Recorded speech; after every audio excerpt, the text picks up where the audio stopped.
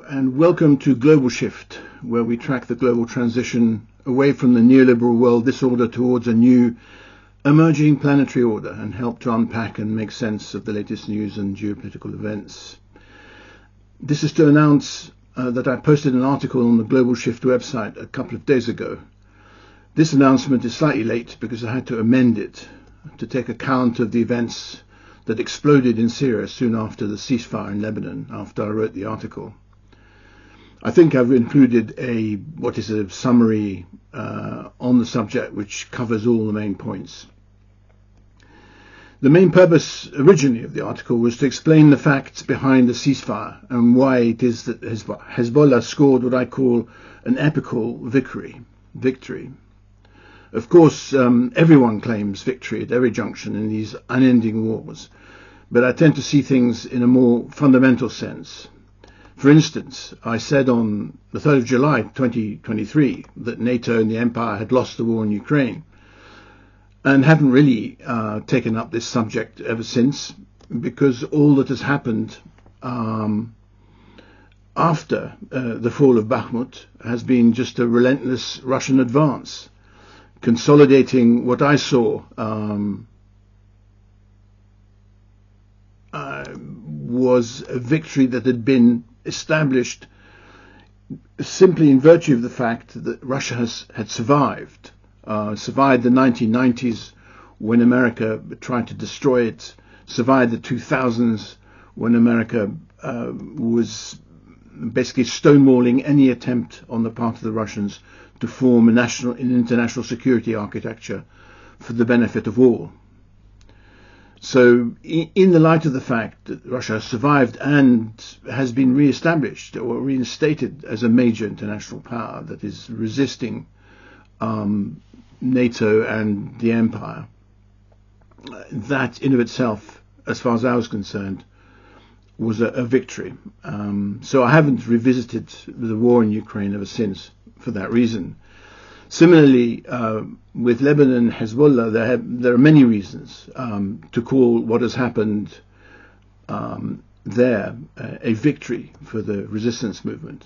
But once again, looking at things more fundamentally, Hezbollah's claim to have scored a victory for Arab nationalism needs to be looked at more closely, because that is where I think an epochal victory has taken place. What has happened has irretrievably pushed confrontations between the different groups in Lebanon now into the political sphere, and mostly out of the sphere of the kind of violence that Lebanon witnessed in the devastating civil war of 1975 to 1990. Under extraordinary pressure from the United States' imperial interests, Lebanon is now going through a process of fusing local antagonists into a political process, which is forging a new nation.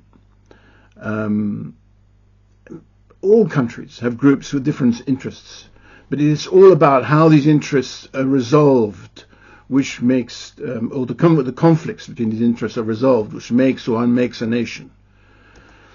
So the progress into a more sort of parliamentarian resolution of conflict is really what it's all about. And Lebanon will likely be an example for all the Arab countries that have been cannibalized of late in the process of, the empire and its dogs of war in Israel, in the process of their destruction of the area, of the region. The second reason why the victory, in my opinion, is epochal in Arab nationalist terms is because this is Arab nationalism 2.0. It has nothing to do with going back to the past. It's all about grasping the future in terms of ideas and technology with both hands and leading the way for change in the world. Freedom is being fought for with advanced weaponry and digital methods that are defeating the aging hardware and doctrines of empire. Not only Hezbollah's use of drones, which Israel couldn't find an answer for, but its relentless destruction of Israel's armaments factories using its missiles is unprecedented. Never before has Israel actually been violated, let alone violated on such a scale.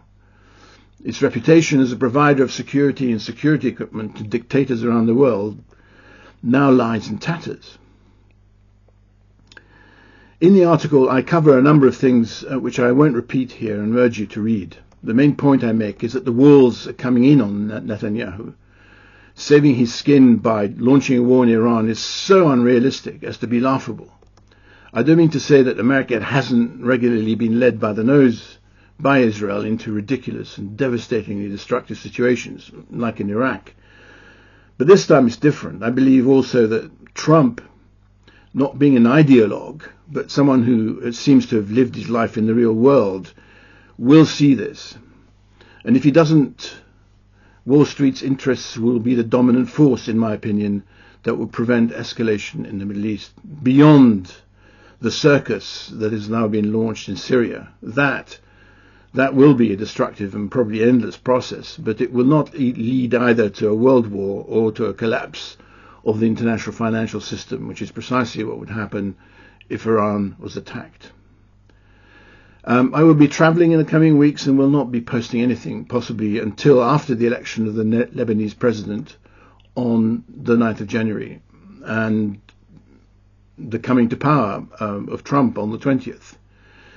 So I'll see you about then in the new year. Thank you very much for listening, and I'm always receiving emails on info@globalshift.com.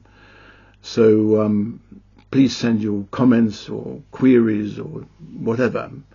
I'm always there to answer. Thank you very much.